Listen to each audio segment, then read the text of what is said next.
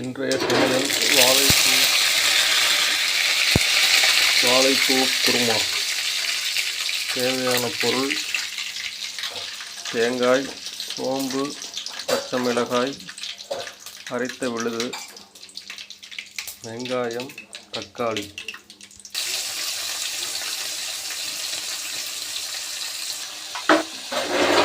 வெங்காயம் தக்காளி வணங்குறதுக்கு ஒரு கைப்பிடி அளவு கல்லுப்பு போட்டுக்கிட்டா டக்குன்னு வணங்கிடும்.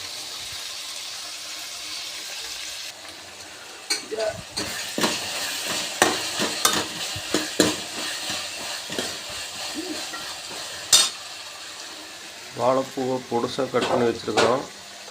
அதை எடுத்து அதில் போட்டு வணக்கிக்கலாம்.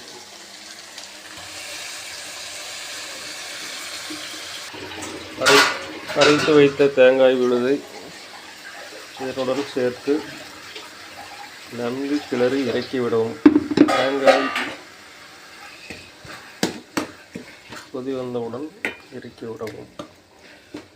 வாழைப்பூ குருமா ரெடி. வாழைப்பூ வெள்ளை குருமா ரெடி.